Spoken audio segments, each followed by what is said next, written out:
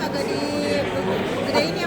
Oke, roll and action. Oke, Pak Pendeta Christopher, mungkin sedikit dong menyikapi pandangan point of view Pak Pendeta terkait intoleransi kembali lagi terjadi sekarang pada Sumatera Barat. Gimana sih Pak Pendeta? Buat saya ini bukan sesuatu yang baru ya. Dari zaman dulu memang kekristenan salah agama yang paling dizolimi kalau boleh kalimat itu ya. Yap. Jadi ini bukan sesuatu yang baru, apalagi negara kita juga sama walaupun Bhinneka Tunggal Ika katanya gitu ya, Yap. tapi prakteknya kita tahu masih banyak ketimpangan. Nampaknya yang mayoritas masih terus sering opres yang minoritas, tapi yang paling favorit di opres itu yang Kristen gitu sama. Tapi itu cuma sejarah berulang, bukan sesuatu yang baru. Ya aku pengen menghimbau khusus buat teman-teman yang Kristiani, jangan kepicu, jangan kepancing. Ya kita marah, sedih boleh, tapi ngamuk-ngamuk nggak usah, karena Yesus nggak ngajarin itu. Yesus ngajarin bahkan kita untuk mengasihi musuh kita, orang-orang yang memusuhi kita. Kita nggak memusuhi mereka, kita mendoakan mereka. Tapi bukan berarti kita juga cuek. Ya proses harus berjalan, kita harus bela hak kita dalam arti, tapi nggak perlu kasar. Ya, being right doesn't mean you have right to be rude. Kasar bukan berarti lu punya hak buat benar bukan berarti lu punya hak buat kasar, itu dia kalimatnya. Ya, dan berkaitan dengan kenapa ini terjadi lagi, aku yakin karena ketidakadaan ketegasan dari pemerintah gitu. Maksudnya yang kemarin kasus yang terakhir pun juga kita nggak tahu itu pas dari tangkap itu diapain, maksudnya orang-orang itu kita nggak tahu karena nggak ada kejelasan itu, nggak ada ketegasan, akhirnya ya yang lain bikin juga kan, dia pikir nggak ada bakal dia apain juga kok gitu. Jadi aku berdoa juga biar Tuhan mengetuk hati pemerintah gitu ya untuk mengeluarkan mungkin peraturan yang tertulis yang jelas sehingga kasus kayak gini nggak terulang lagi gitu loh. Karena yang kali ini makan jiwa kan, makan korban jiwa gitu loh. Ini serius. Yang kemarin kan menimbulkan trauma dan segala macam. Tapi yang kali ini korban jiwa menurut saya udah over the top. Ini udah puncak yang keterlaluan gitu. Nampaknya mesti ada hukum pidana mungkin hampir level tertentu kalau ada perlakuan seperti ini lagi. Gitu. Karena jelas melanggar undang-undang ya. Kita tahu. Oke, itu sih Pak. Pak Pendeta, ini kan memang selalu dari dulu sudah terjadi ya. Cuman kok makin kesini makin kayaknya sering banget dan kok malah ada korban kan. Pak Pendeta lihat kesini sebenarnya ini justru memang terlepas dari itu semua ada oknum memang yang ingin pecah belah ini semua. Pak Pendeta lihat itu gak sih? Saya sih pasti lihat itu ya, selalu ada yang begitu ya, ada emang orang-orang yang emang pengen buat kerusuhan gitu. Orang-orang yang emang nggak suka gitu bahwa negara ini tuh negara yang majemuk gitu. Bahwa kita Bhinneka Tunggal Ika, mereka nggak seneng, mungkin mereka pengennya ya mereka aja gitu. Tapi buat saya kalau kayak gitu ya silakan keluar dari negara ini gitu. Maksudnya negara ini kan dari awal pendiriannya didirikan di atas dasar yang powerful ini gitu. Bahwa kita beragam, beda-beda tapi tetap satu jua. Dan akhirnya kalau ada yang seperti itu nampaknya cocoknya pindah negara atau bikin negara sendiri menurut saya gitu loh.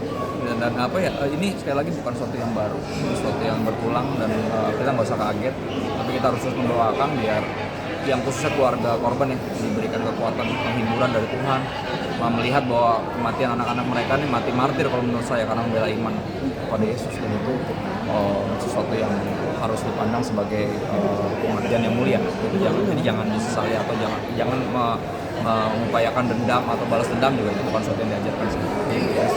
Iya, sedikit pelurusan Pak Pendeta, ini tidak meninggal tapi memang luka. Luka ya. Oke Pak Pendeta, jadi gini, kalau kesesatan, ajaran sesat itu pasti ada ya. Bahkan di agama Muslim pun ada. Banyak sekali aliran-aliran. Kalau ini isu yang beredar sempat saya dengar karena ini dibilang ini ajarannya sesat, makanya kita geruduk. Sedangkan kalau Muslim yang sesungguhnya kan nggak ada tuh yang namanya geruduk, berarti kan sesat juga nih yang geruduk, seperti itu kan. Nah, seperti apa nih? Memang sebenarnya benar kok bilang gereja sesat segala macam gitu. Biasanya isunya adalah bukan gereja sesat tapi lebih ke gereja nggak resmi katanya kan gitu. Bentuknya kan nggak resmi, tanahnya bukan punya dia lah, nggak ada izin lah dari siapa kan gitu. Padahal semuanya udah ada gitu kadang. Tapi emang ada yang nggak seneng aja gitu. Tapi gini, kita harus toleransi itu ada, tapi kita menyadari kalau gini, orang itu makin dekat sama Tuhan, harusnya dia makin berhenti jadi teroris bagi sesamanya, dia berhenti meneror sesamanya. Harusnya ketika orang mendekat kepada Tuhan apapun agamanya, dia kan jadi orang lebih baik.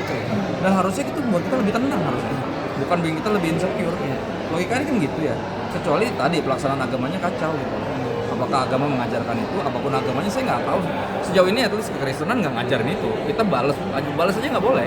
Kita harus mendoakan bahkan musuh kita gitu, mengasihi yang kasihlah musuhmu, itu perintah Tuhan Yesus, dan berdoalah bagi yang menganiaya kamu. Kita diperintahkan untuk itu, makanya nggak pernah kita bikin kerusuhan tandingan atau balas, nggak pernah tuh, karena emang nggak diajarin gitu. Dan aku percaya tiap agama ya pasti mengajarkan yang benar gitu. Dan ketika prakteknya itu benar, harusnya manusia semakin jadi manusia dan berhenti jadi monster gitu. Tapi ketika agama dipraktekkan secara sungguh-sungguh malah bikin orang jadi monster, antara dua, agamanya salah atau orangnya yang prakteknya itu oknum yang ngaco. Dan saya yakin itu oknum sih. Saya percaya itu. Pak Pendeta, Ini kan bisa dibilang kan pada saat terjadinya insiden tersebut, bahkan dari pihak Ordes tempat mengatakan bahwa kegiatan tersebut tanpa izin, sedangkan kan kegiatan yang yang dilaksanakan itu adalah di rumah doa, bukan di gereja. Gimana nih Pak? Ya buat saya kegiatan dimanapun yang namanya ibadah itu ya doa. Aku mesti minta izin ya. Agak random ya maksudnya. Bahkan tetangga saya ketika mau mengadakan pengajian aja, mau tahlilan di rumah, izin sama saya aja. Saya bilang, Bu, ngapain minta izin rumah-rumah ibu? Saya bilang. Saya kan nyontak ya, takutnya ada berisik Pak gitu, takutnya mengganggu kenyamanan, nanti yang datang banyak, mungkin parkirannya ngelebihin batas rumah saya. Saya bilang nggak ada masalah Bu. Ya saya nggak, buat saya ibadah tuh harus didukung, bukan dirusuhin, karena semakin beribadah seseorang kan makin berguna bagi sekeliling, termasuk ibu si ibu itu bawa kue buat nyogok kita, nggak perlu disogok kita mah justru senang kalau orang ibadah, berarti kan dia makin dekat sama Tuhan. Kita sebagai tetangganya lebih tenang dong, berarti bukan penjahat nih kan gitu, orang suci nih kan gitu, kita malah makin senang.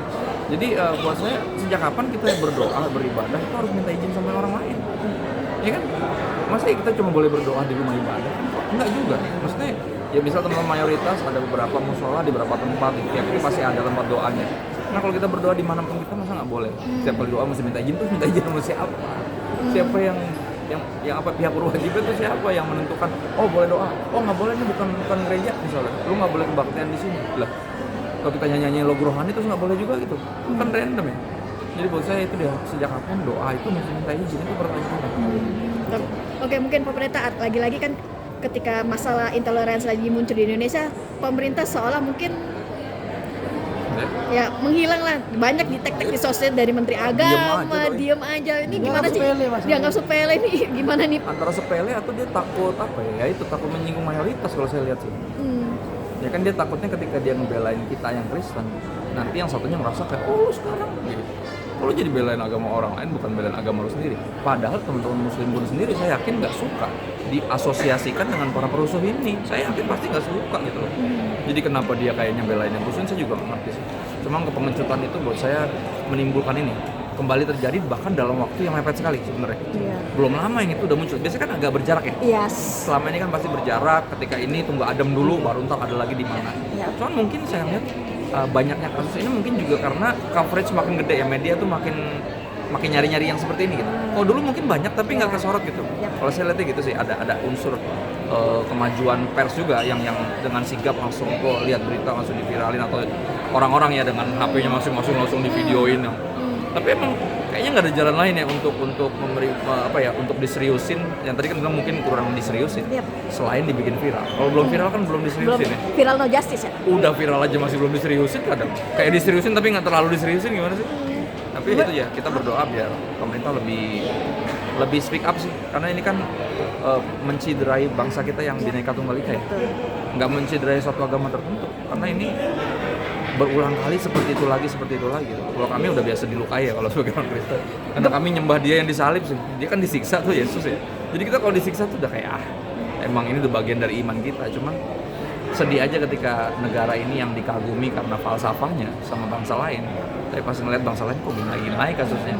Kita jadi wibawa bangsa kita tuh jadi tercoreng karena ketidaktegasan ini. Jadi saya berdoa biar ada ketegasan dari pemerintah. Berarti cukup gemes dengan pemerintah yang diem ya, Pak Pendeta. Kenapa sih pada diem aja gitu? Maksudku ayo dong. Lu kan punya kuasa, punya otoritas untuk berbicara minimal gitu, untuk menyatakan kami mengecam gitu loh, minimal gitu. Kalimat itu tuh udah ngebantu, walaupun lu belum bikin belum hukum siapapun. Kita kan nggak berdoa biar balasan dendam, enggak. Kita cuma pengen ada ketegasan itu loh untuk mengecam, minimal itulah kalimat. Tapi ya itu diam 1000 bahasa itu menyedihkan gitu loh. Oke, mungkin Pak Pendeta terakhir adalah undang-undang yang harus dirubah perihal perizinan ibadah mungkin yang harus digodok lagi. Pendeta setuju nggak sih? Karena kan memang sejauh ini undang-undang kan masih memakai undang-undang lama yang notabene mungkin kurang tidak berpihak buat kita minoritas. Mungkin Pak Pendeta ada input nggak sih ataupun yang mau dikeluarkan undang-undang perihal ya? Ya beberapa kali ya udah dilakukan ya, semua dari yang pakar hukum sampai dari yang pendeta sampai yang pakar hukum. Kalau kita yang ngomong dianggap kita kan kayak pengen jadi anak emas, pengen dibelain, tapi pakar hukum berbicara pun juga dikacangin. Sebenarnya kita tahu hukum itu timpang sih, hukum itu yang itu tuh khususnya bidang itu cacat sih buat keadilan.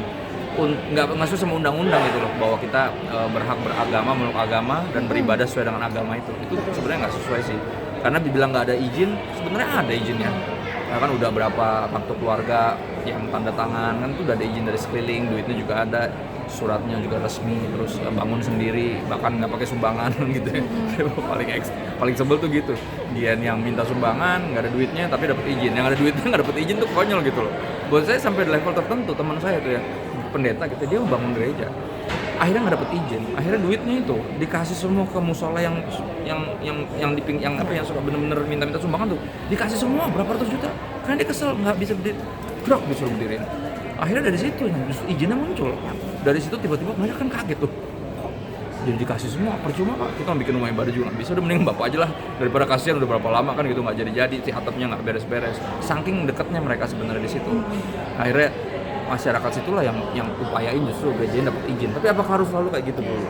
Saya rasa kan enggak ya. Kita bisa lebih berdampingan dengan lebih baik ya, dalam perbedaan, saling menghargai. Orang beribadah sesuai dengan agamanya tuh semaksimal mungkin. Ya biarin aja sesuai dengan haknya yang diatur undang-undang ya. Itu sih menurut saya. Oke, ini kan kabarnya baru dari perusahaan kemarin sudah adanya penahanan. Gimana nih mungkin pendeta melihat Harapan hukumnya? begitu kerjanya dari pihak kepolisian juga untuk menangani kasus ini? Ya, buat saya sih tetap ketegasan yang kita tunggu ya, karena semakin nggak tegas kasus akan makin banyak gitu. Makin banyak nanti makin susah dihandle-nya loh, kalau menurut saya. Jadi mendingan ambil ketegasan gitu ya, tindak tegas gitu.